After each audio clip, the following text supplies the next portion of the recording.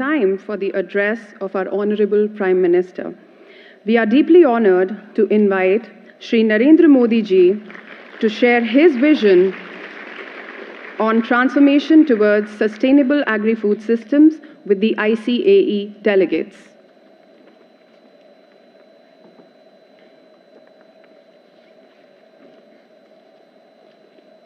कृषि एवं किसान कल्याण मंत्री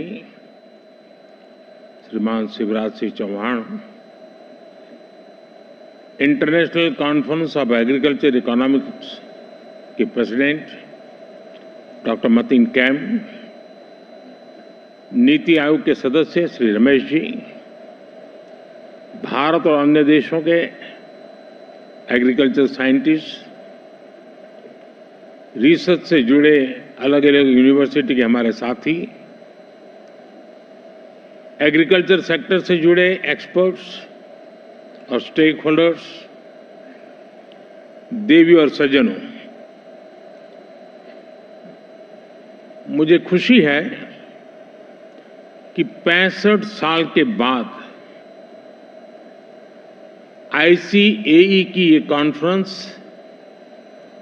भारत में फिर हो रही है। आप दुनिया के अलग अलग देशों से भारत आए हैं। भारत के 120 मिलियन किसानों की तरफ से आपका स्वागत है।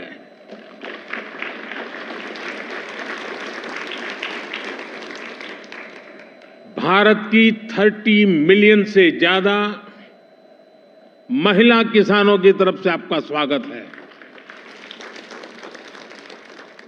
देश के 30 मिलियन फिशरमैन की तरफ से आपका स्वागत है।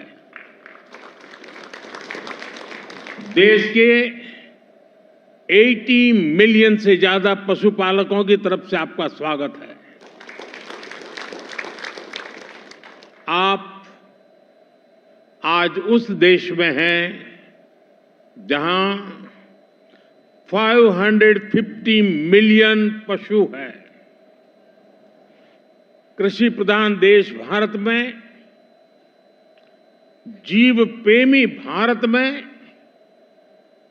आपका स्वागत है, अभिनंदन है। फ्रेंड्स,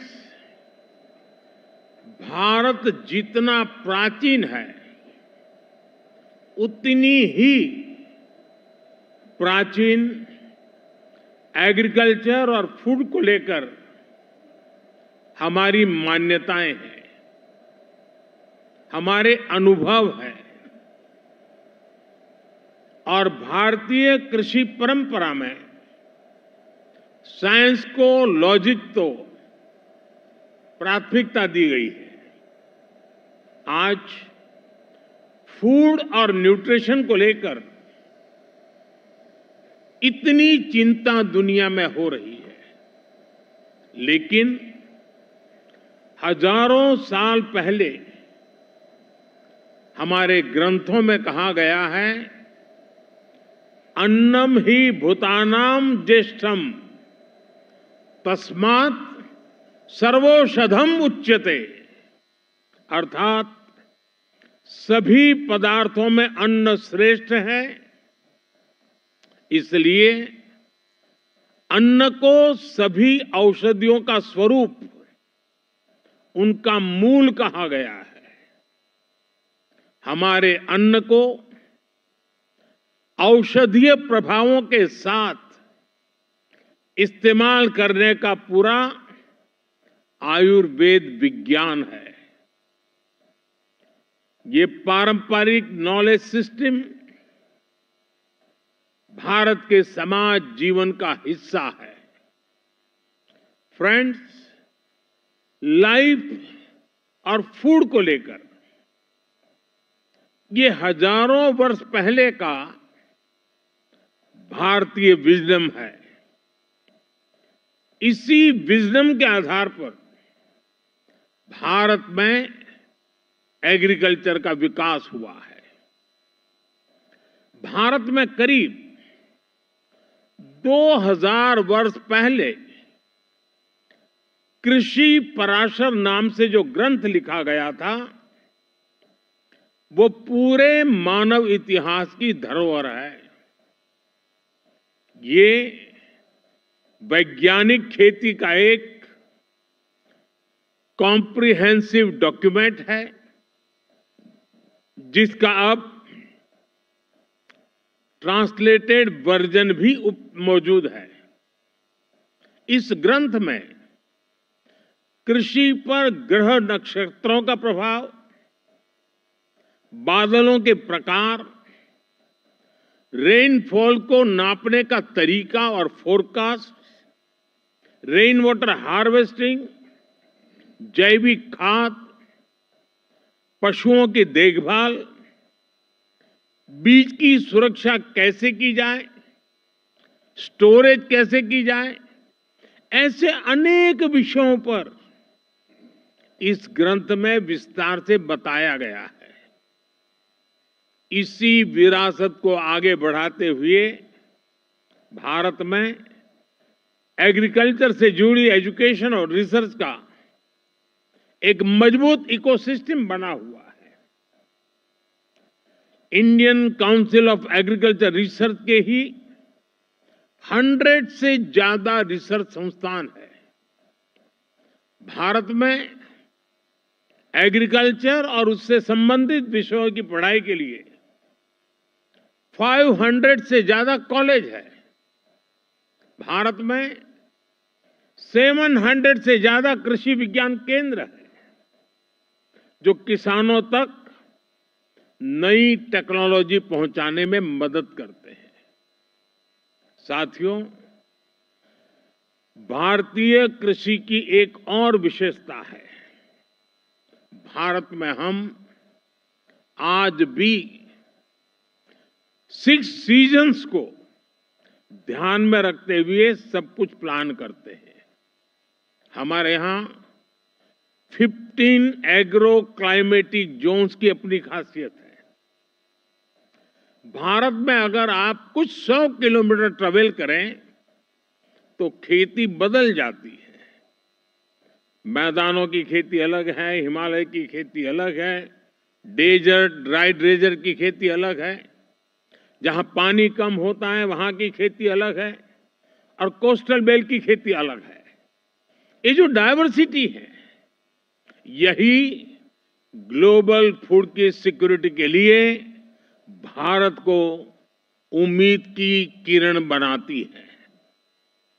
फ्रेंड्स, पिछली बार जब ICAE की कॉन्फ्रेंस यहां हुई थी, तो भारत को उस समय नई नई आजादी मिली थी। वो भारत की फूड सिक्योरिटी को लेकर, भारत की एग्रीकल्चर को लेकर एक चैलेंजिंग टाइम था। आज भारत एक फूड सरप्लस देश है।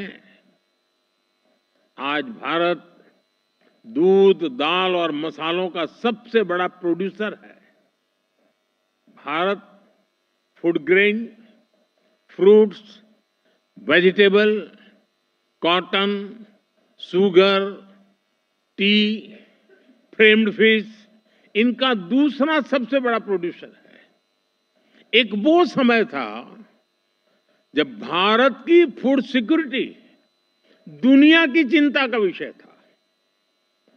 एक आज का समय है जब Bharat global food security, global nutrition security, इसके सॉल्यूशन देने में जुटा है।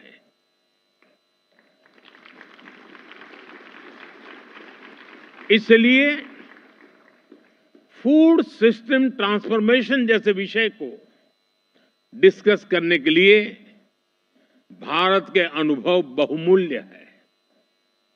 इसका बहुत बड़ा लाभ विशेषकर ग्लोबल साउथ को मिलना तय है।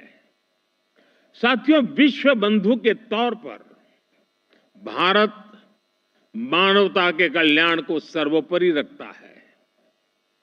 G20 के दौरान भारत ने वन अर्थ, वन फैमिली और वन फ्यूचर का विजन सामने रखा था।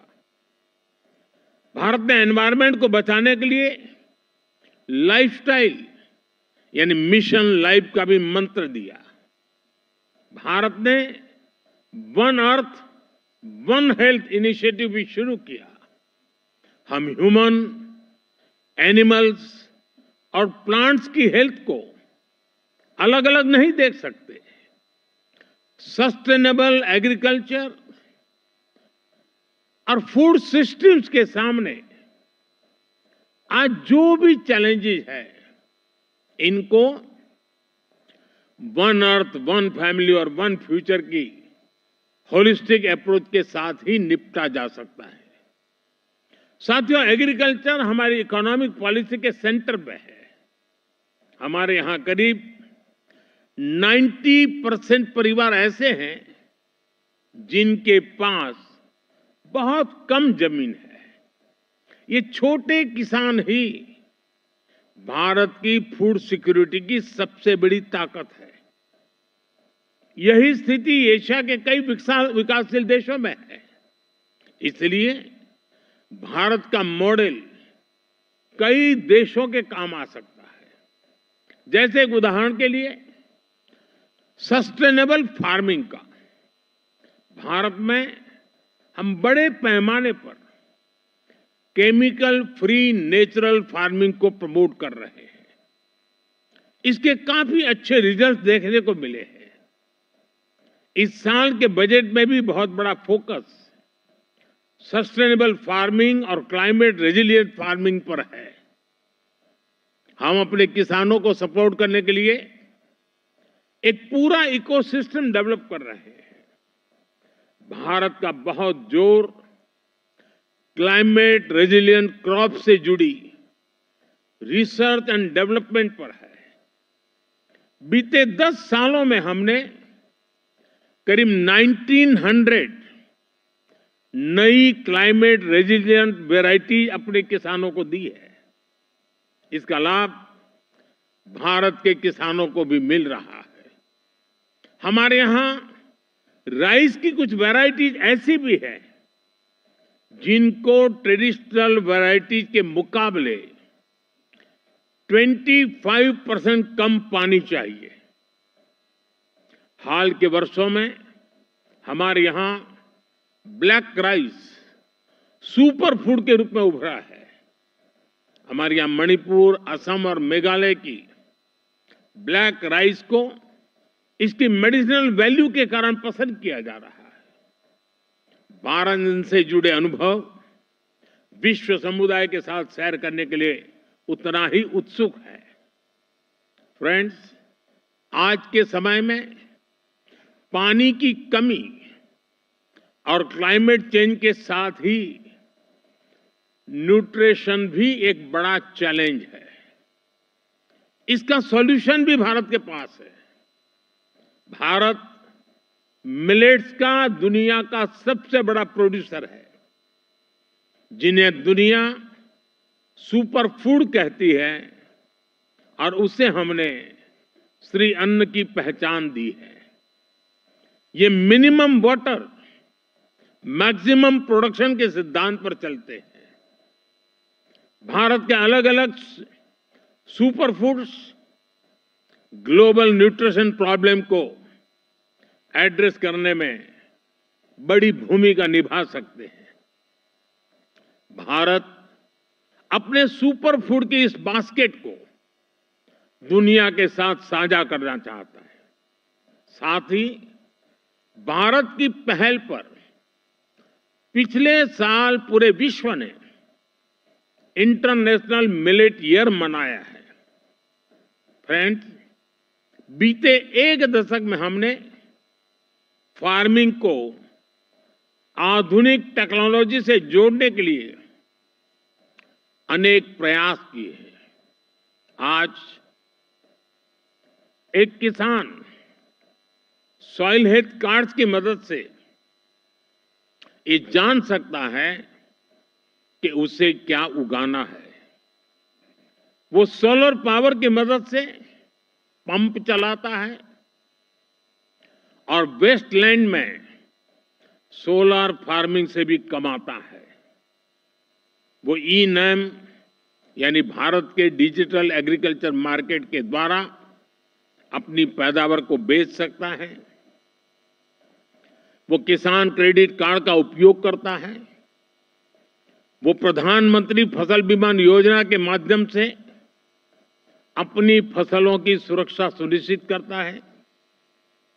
किसानों से लेकर एग्री टेक स्टार्टअप्स तक, नेचुरल फार्मिंग से लेकर के फार्म स्टे और फार्म टू टेबल की व्यवस्था तक भारत में कृषि और उससे जुड़े सेक्टर्स लगातार फॉर्मलाइज हो रहे हैं।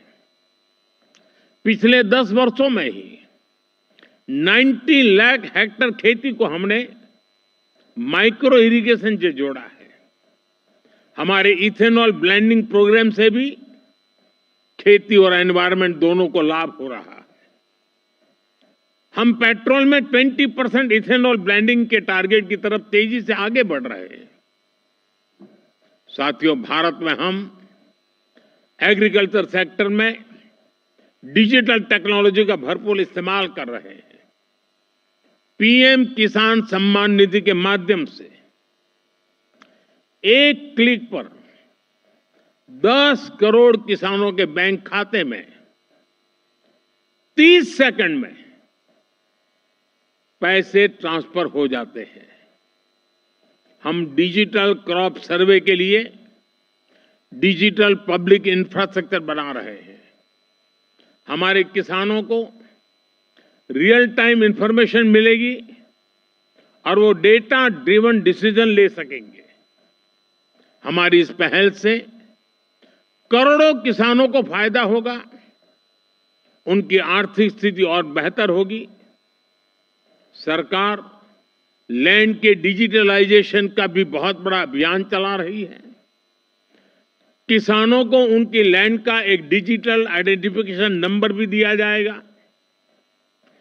ड्रोन का उपयोग भी खेती में बहुत तेजी से प्रमोट हम कर रहे हैं। ड्रोन से होने वाली खेती की कमान महिलाओं को हमारी ड्रोन दीदियों को दी जा रही है। ये जो भी कदम है, इनसे भारत के किसानों का तो फायदा हो गया ही, इससे ग्लोबल फूड सिक्योरिटी को भी ताकत मिलेगी। फ्रेंड्स, आने वाले 5 दिनों में आप सभी यहां खुलकर चर्चा करने वाले हैं। यहां मैं बड़ी संख्या में महिलाओं की भागीदारी, युवाओं की भागीदारी देखकर अधिक प्रसन्न हो रहा हूं। आपके आइडियाज पर सबकी नजर रहेगी। मैं आशा करता हूं कि इस कॉन्फ्रेंस से हम दुनिया को सस्टेनेबल एग्री फूड सिस्टम से जोड़ने के रास्ते खोज सकेंगे। हम एक दूसरे से सीखेंगे भी और एक दूसरे को सिखाएंगे भी। साथियों, आप कृषि जगत से जुड़े हुए लोग हैं, तो एक और जानकारी आपके सामने रखना मुझे बड़ा मन करता है। मुझे पता नहीं है दुनिया में कहीं किसी किसान का स्टैच्यू हो। हमने दुनिया में सबसे ऊंचे स्टैच्यू के रूप में स्टैच्यू ऑफ लिबर्टी की चर्चा सुनी है, लेकिन मेरे सारे कृषि जगत के लोगों को जानकर के खुशी होगी कि भारत में आजादी के आंदोलन में जिस महापुरुषों ने किसान शक्ति को जागृत किया, किसानों को आजादी के आंदोलन का मुख्य धारा में जोड़ा, वे सरदार वल्लभ भाई पटेल की दुनिया की सबसे ऊंची प्रतिमा भारत में है। स्टैच्यू ऑफ लिबर्टी से डबल उसकी ऊंचाई है और एक किसान नेता की है। और दूसरी विशेषता है कि जो स्टैच्यू बनाया गया है, तो भारत के 6 लाख गांवों से हर गांव में किसानों को कहा गया कि आप खेत में जिस लोहे के औजार का उपयोग करते हैं वैसा अपने खेत में उपयोग किए हुए औजार का टुकड़ा हमें दीजिए। 6 लाख गांवों से खेतों में उपयोग किया गया लोहे का औजार लाया गया, उसको मेल्ट किया गया और दुनिया के सबसे ऊंचे एक किसान नेता के स्टैच्यू के अंदर उस खेत में उपयोग किए औजार का मेल्ट करके लोहा उपयोग किया गया। मैं जरूर मानता हूं कि इस देश के किसान पुत्र को इतना बड़ा सम्मान जो मिला है, शायद विश्व में ऐसा कहीं नहीं हुआ होगा। मुझे पक्का विश्वास है आज यहां आप आए हैं तो जरूर स्टैच्यू ऑफ यूनिटी, विश्व का सबसे ऊंचा ये स्टैच्यू देखने के लिए आप आकर्षित होंगे। मैं एक बार फिर आप सभी को बहुत बहुत शुभकामनाएं देता हूं। धन्यवाद।